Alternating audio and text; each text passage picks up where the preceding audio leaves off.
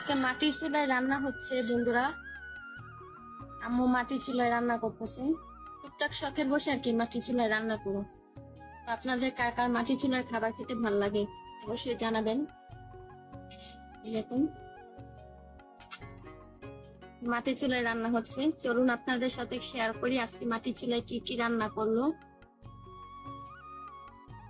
এই যে দেখুন আপু ভাইয়ারা, আমার আম্মু মাটির চুলার মধ্যে মুরগির মাংস রান্না করতেছে।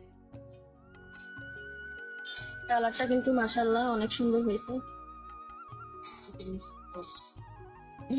এই যে ছোট মাছের টক রান্না করছে, ছোট পুঁটি মাছ। আমার কাছে আবার এই টকটা ভীষণ পছন্দ, অনেক ভালো লাগে আমার আম্মুর হাতের রান্না। আর এটা হচ্ছে মুরগির মাংস।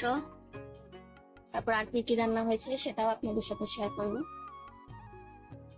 আসলে মাটির চুলার রান্না কিন্তু যে কেউ অনেক পছন্দ করে, কারণ ঝটপট রান্নাও হয়ে যায়, আবার খেতেও কিন্তু ভীষণ মজা লাগে, ভালো লাগে। তো আমরা আবার টুকটাক শখে বসে রান্না করি, বেশি একটা রান্না করি না সবসময়, কারণ কালির ঝামেলা, হাতের মধ্যে কালি লেগে যায়।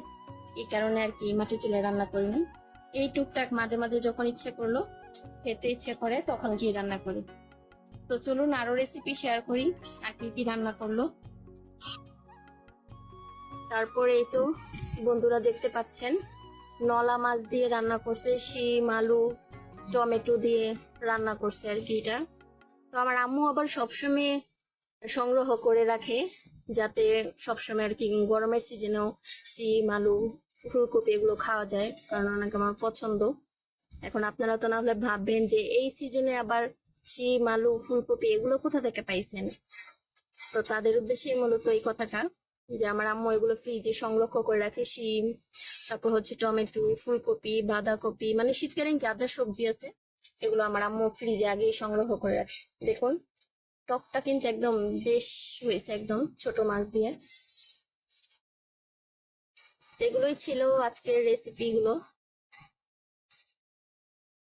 তো বন্ধুরা আপনাদের কাছে রেসিপিটা কেমন লাগলো অবশ্যই জানাবেন, আর আপনারা কারা কারা এরকম মাটির চুলায় রান্না করে খান অবশ্যই কিন্তু কমেন্টে জানাবেন।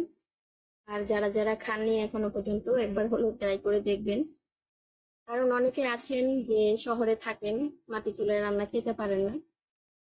তাহলে সবাই আমাদের বাসায় চলে আসেন, আপনাদের সবাইকে দাওয়াত, একসাথে সবাই পিকনিকের আয়োজন করি, একসাথে খাওয়া দাওয়া করি, চলে আসেন। তো সবাই ভালো থাকবেন, সুস্থ থাকবেন, দেখা হবে পরবর্তীতে নতুন কোনো ভিডিওতে। আল্লাহ হাফেজ।